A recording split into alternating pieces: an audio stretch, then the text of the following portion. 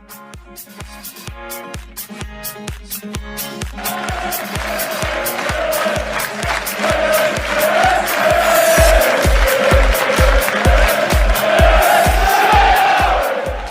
guys and welcome back to the Stacey US YouTube channel. I am Ben and I am joined by Johnny Hunt from the 1871 podcast and also a familiar voice if you check out the Real EFL podcast, which you probably should. How are you doing, mate? Are you keeping well?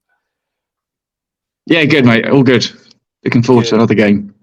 Yeah, no, I was going to say it's. I imagine looking forward is probably something you wouldn't have thought you would have been doing at the start of the season, being following Reading around. But you know, obviously, we've just played Wigan, who were one of the clubs that got hit by points deductions at the start of the season. You guys being the other ones. Would it be fair to say going into the start of the season that Reading would probably be considered among that sort of, for want of a better phrase, basket case club, you know, and have things calmed down a little bit? Have things calmed down a little bit since? Yes, since we definitely are complimentary. Yeah, definitely complimentary on the old basket case, but no, it hasn't calmed down. It's got worse. It's like the sell before we die campaign. The guys have been pushing that, and now I've actually parked outside his house. Yeah, Di Young's house in London with advertising basically to say get him out of the club. You know, the tennis ball protests have been ongoing. You know, people trying to keep things lawful and obviously respectful. We had the Oxford game, again, another tennis ball protest. But it's trying to put pressure on the owner to get out because he's ruining the club. He's ruined it for a long time. And the only people that get punished really are, you know, the poor people behind the scenes who aren't being paid on time, the players who aren't being paid on time.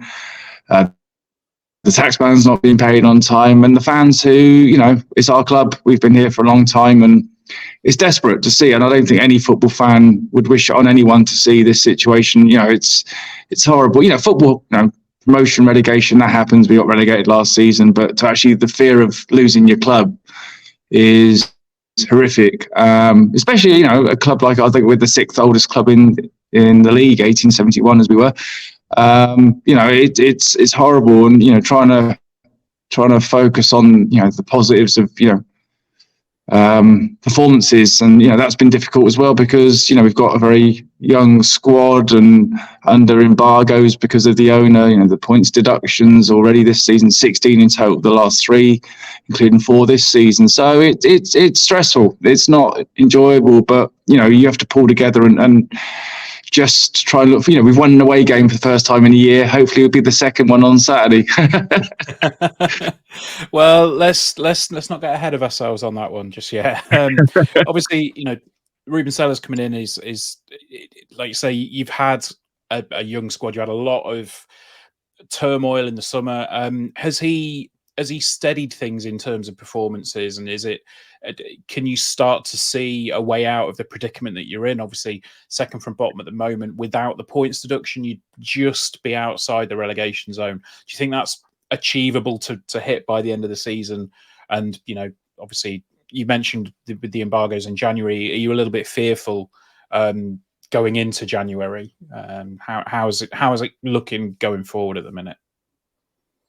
Well, I think, you know, with the players we've got some good, talented players there. You know, Lewis Wing, you know, he's good at this level. Charlie Savage is coming, you know, from Man United, and he's trying to prove himself in men's football, which, you know, is a big step for him. You know, we've obviously got good young academy players as well that have been thrown in at the deep end. Sam Smith's back, and he makes a huge difference for us. You know, he was out injured for a lot of the start of the season. But he, you know, scored last night and wound up the Oxford fans, which is always good. But, you know, something like that is good at this level. What we can do in January, you know, it depends on, you know, the state of the club. And, you know, it's almost secondary to just making sure, you know, there was talk of new owners and that's kind of gone quiet again. And, you know, we just have to put up with what we've got and do our best. And Sellers is a bit marmitey. He kind of, you know, he was at Southampton in the Premier League, and he was adamant that he was playing this 4-2-2 sort of formation, and it didn't work. He's starting to adapt a bit. A point at home to Oxford, is that good or bad? We've got more fight. There's a lot of Nelson Abbey, he's 18, 19 years of age, maybe 20, but he's come in and he's done well. Vickers, Tyler Binden, they're punching above their weight for young players. They're having to do a man's job, not kind of being blended into the team. They are the team, and so for us as a club, it's literally kind of, we just hope we can survive this season and not get relegated. I think that's what anyone wants. We're being realistic with what we got, but we have actually got some ability on that pitch. I don't know if Sellers has quite found the way of making it work its best yet. Which but giving him his credit, like, he's working under the most ridiculously extreme, bizarre circumstances as well. Him and Bowen refused to get paid on time to join the backroom staff, so there's a bit of unity there. So it is literally taking it a game at the time at the minute. For us as fans, and I think as players probably as well. We got a point against Oxford onto you guys and see what we can do there. Okay. I mean, looking through some of the stats at the minute, you've got 24 goals for the season so far. So it almost seems like there's not too much to worry about going forward. Obviously, the other side of that is the number of goals conceded. So, I mean, obviously, you've mentioned you've got a young squad there. Is it a case of the experience maybe letting the guys down at the back, whereas going forward, from an outsider's perspective, it seems like you're almost set going forward. It's just at the back that seems to be the possible troublesome areas. You say that's probably fair? Yeah, our defence has been poor for years, to be honest. We have conceded so many bad goals over a period of time. Fundamentals of football, Tom Holmes came back in after being out of the team for months. Not sure what was that, behind that, but he's one of our most experienced defenders. He's 100 games now for us. But something went on at the start of the season between him, Carroll, and Guinness Walker after a game, and it's kind of they've gone their separate ways. But as a played football myself, you look at our defence and it's basic football. It's basic defending and basic things. Being on your man. Set pieces. We're woeful at times from defending set pieces. But it's again down to leadership. You're looking at young players to become that. You've got Sam Hutchinson and David Button, who are probably our two most senior pros. Hutchinson's kind of not been sort of playing regularly, so you're relying on say guys like Abbey, and he's still starting out in the game, and he's going to make mistakes. And unfortunately, for all these guys, they're going to make mistakes in a team that's very young. And it's just going to follow on from what's happened in previous years with far more experienced players. But you believe in them, they're especially the guys that are Reading through and through.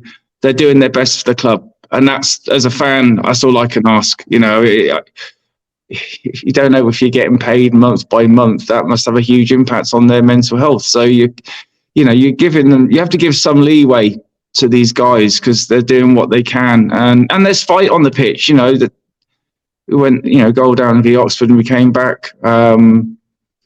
There's certainly, I think, over the season that they've certainly improved, and there's more cohesion. They're more organised.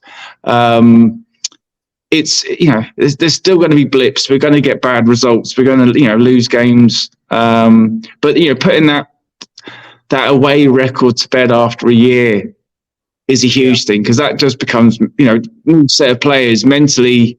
Oh, here we go again. It's the least that now is that they can move away from that, and it is going to be bad results, good results, average results. But we can't ask for any more because of the way the club is. I mean, I think that's quite important there, what you've said. The fact that in spite of everything that's going on off the pitch, the players, they're showing the fight, they're showing the desire to to at least get results. And it might be that, you know, if the ability's not entirely there at the back, or like you say, you know, if it's the experience that might be letting them down in some instances, it sounds like the fans at the minute, you know, you're definitely not aiming the anger and the frustration on the pitch, which, you know, by all accounts seems fine. It is that backroom situation that, you know, I mean, we've been there in the past many years ago, and it's a horrible situation, and no one would like to see a club, you know, go down this route. And I think, you know, I'd speak for myself, but I'm pretty sure I'd speak for most Lincoln fans in saying that we wouldn't want to see any further damage done to the club. And, you know, I'm sure we'd all be behind, you know, any protests that go on to try and get things sorted. But if we can focus a little bit back on the pitch stuff again, you said earlier, you know, he seems to be a bit stuck in his ways with a 4-4-2.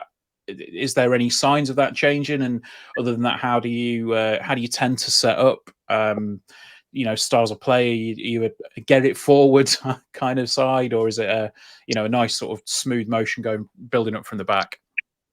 It's a bit of everything. There's, you know, young players and a bit of panic, and you know, we can play you know, good football at times and create chances. You know, getting you know, got obviously Andy Yeard on there as a right back who loves to get forward. But it kind of, you know, with the narrow shape that we had earlier on in the season, 4-2-2-2, you know, especially the inexperienced left back, you know, they were being bombarded, and that's what we're losing out. So he has changed that. It's taken a while, you know, and we've kind of what do we play? It's kind of, you know, you kind of maybe kind of 4-4-1-1. I'm not Mr. Formation man. I watched what I see now, but you got Sam Smith up front. You had Kalen Vickers kind of playing alongside behind him. In midfield, you know, Savage has been on the bench the last few weeks, but you kind of had Lewis Wing playing central mid, and you know, you guys probably know him from Peterborough days. He's kind of found his place. We've got a young lad, Craig, who's come into central midfield again, you know, one of our academy products, and he's very good defensive midfielder again, going to make mistakes. But it's kind of fun to see what they can do, because you're kind of not expecting, you know, we're not expecting them to win the league because of the way things are, but it's like watching players grow and learn as they play. You know, for young lads that are 19, 20, 21, and they haven't got a choice in this. They're kind of being thrown out there and got on with it. And, you know, as we say, like as fans, you know, you're giving them time, give the manager less time because he's more experienced and he needs to work with what he's got, which actually isn't a bad bunch. And I certainly don't think, you know, when you look at the other squads in the league, that we are a 22nd, 23rd, 24th place team with what we have when they're fit. You know, a solid mid-table would be an achievement for us this season. But what you will get, I think, is a fight. You know, we've got, you know, young players, you know, like I said, like Gerald Dorsey, who's been playing left back for us. Not his natural position, but he's come in and done very well there. Kind of, you know, the Sellers, one part I think for us is, you know, some of his substitutions are a bit questionable. Bringing off two defenders and bringing two on when you're 1-0 at home, is that negative? Is it trying to play safe? Only he can answer that. But I think, you know, when you, as a fan, you know, you take the point, but you'd want to see us push for 3 in a home game against one of your most hated rivals. But it's a point, and like, you know, it's another point towards survival, and it is realistic for, I think, for any fan to say is survival is the key for us. And, you know, going to, you know, Lincoln is going to be a tough ask for us, but the games come thick and fast now, so it's, you know, that's probably one issue we will have, is because of the depth of the squad. You know, it is very much youngsters we're relying on, but on the positive side of that, it gives chances for players to show how good they are. You know, so it's a win-lose. Yeah, absolutely. I think that you've said there, obviously, you've had a bit of a hectic schedule over the past couple of months. I'm just looking down the list of fixtures, and I think there was 6 in November, 1 got postponed. Obviously, the Derby game was postponed then, and then you've had 4 in December, and we're the 13th as we record this. So is there? Do you think you've got enough depth there to rotate the squad around to say, look, okay, we've got the quality there, and we are able to, to consistently compete, or is it starting to maybe take its toll on some of the stalwarts in the squad? It's basically, I think it's just we don't have a choice. It's like we have to find what we can with what we've got, and like we've got a really good academy setup, as we know. Like Noel Hunt's doing a great job with the under-21s there, so he gets those players ready to play first team football. So they come in and they're not scared. They know they're not out of their depth. They know which type of football they're going to play under Sellers. They know what's expected, and you can see it with certain players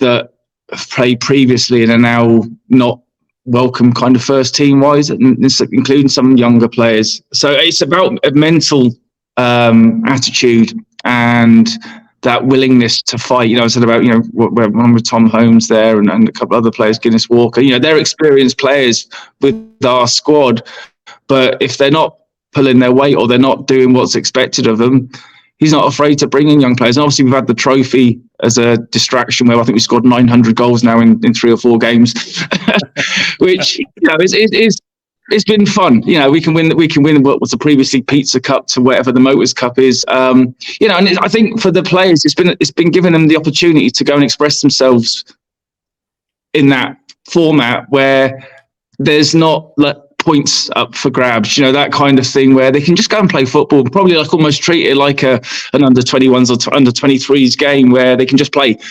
and the fans enjoy it, and that's probably good for them. That experience is more games, and for any young player, the more games they play, the more they learn about themselves, they learn about their teammates. So it is literally learning on the job for them, which that's where we're at. And I think like what happens in We've had injuries like to main players like Sam Smith. We've coped. Kelvin Hiberton has kind of now gone off the rate. He started really well. He's now kind of sub and is almost like not kind of trusted to start. Maybe the change of formations, the setup doesn't suit that kind of player. But there's still players there that will are hungry to prove themselves, and I think we'll be okay. Good. No, I think I think there's a lot of stuff going on off the pitch. It's never good when it interferes with everything that's going on. And I think personally, I'd love to see you guys, do it and stay up the season and sort of keep fighting and get rid of the problems. I think it's always hard to see another club going through it. But just shifting to Saturday, we'll start to wrap up. But are there any imps that have caught your eye through the season so far? And how do you see it going on Saturday? To be honest, you got the young Irish lad there, I think. And I was like, keep an eye on my team at the minute is hard enough. Trying to keep on others for the podcast is difficult. And his name escapes me because I'm Danny old. Mandroy. That's the one. Yeah. So I think he's a guy that I like. Especially living over here in Ireland. Looking out for young Irish talent that's doing well. But I get any team that you play at this level, Championship, League 2, League 1, it's tough going to your place. I can't remember when the last time we played there. It's going to be. This is new territory for our club because obviously the change of leagues and stuff, and adjusting to the smaller grounds and the more hostile environment in your face on the pitch stuff. You're going to be another step for us to learn. That's the way I look at it. I don't get too carried away. I think. Any team can beat anyone again in this league because it is so up and down. And I'm not, going, oh, geez, we're going to get smashed. But it's going to be a hard physical game. And, we've always had the extra game. You've had a bit more of a break. Will that good and bad for you or us? Who knows? But there's kind of a bit of a momentum there for us from the Oxford game where, we've not lost come up to you, and I would dare say we might win 2-1. Oh, okay.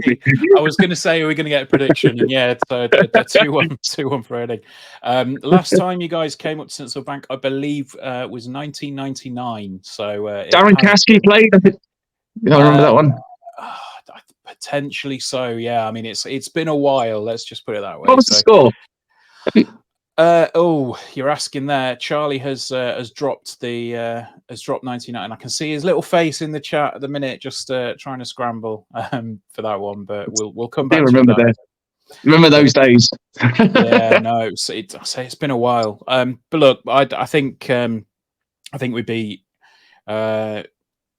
be delighted if we could take something from the game on Saturday. Obviously the table isn't everything, and like you say, I think there's going to be a lot of fight, a lot of spirit in the team for you guys coming up to Central Bank. That is going to do us for the preview. Thank you ever so much for joining us, Johnny. We'll give you 20-30 seconds or so to plug yourself, and let us know where we can find you if you be so kind, and we'll see you on Saturday.